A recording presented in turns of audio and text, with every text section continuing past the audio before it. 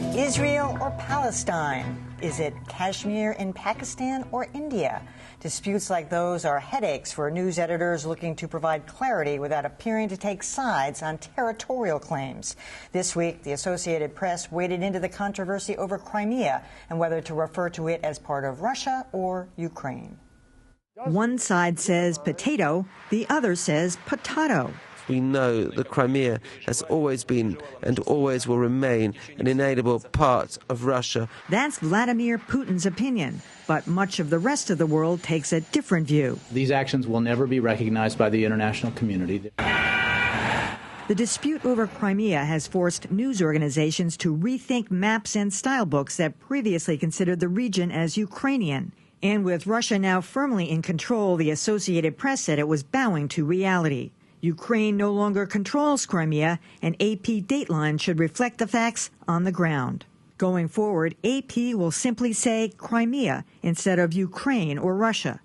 Navigating territorial disputes is always tricky for news organizations, says Marshall Ingwerson of the Christian Science Monitor. There are a lot of tricky cases like this, and our goal is usually to avoid making that the judgment call about who's right and whose claims are more legitimate. Ingwerson says the Monitor is following the AP's lead for reasons of clarity, but says they will also be clear they are not taking sides. It was not our intention in any way to signal that we think Sevastopol is now part of Russia, or that the Russian claims are more legitimate than the Ukrainian claims, or vice versa. But at least one organization is effectively endorsing Russia's position. The venerable cartographers at National Geographic say Crimea is now in Russia. I constantly have to monitor the world to make sure that our maps are portraying the current reality, whatever that may be. You say potato, I say potato.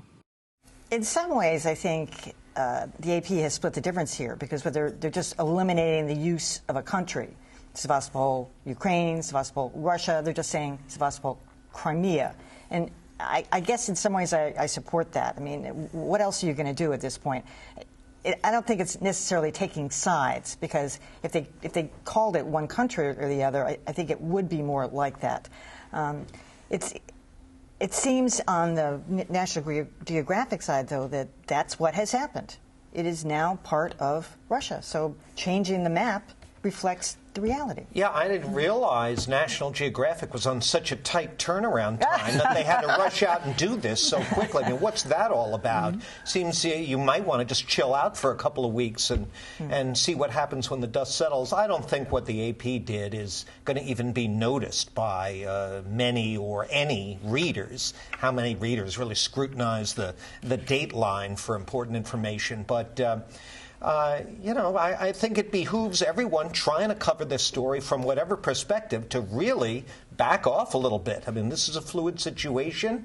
And what does it mean? What does that mean, facts on the ground? I mean, when Saddam Hussein invaded Kuwait, I guess the facts on the ground were that Kuwait was part of Iraq. That changed pretty fast. So I think time can maybe heal some of these excesses. Terms kind of define the debate. So if you wait. What's your rush? Yeah, exactly. I agree with John completely. I think the thing that's most puzzling about this is that the AP decided to act so quickly, and National Geographic decided to act so quickly. I mean, in fact, Crimea had been part of Russia for a long time, and it may very well be that this is going to be a permanent situation. And once it's clear that it's permanent, then you can go ahead and make these changes. But, it has just barely happened, and we don't know how this is going to play out.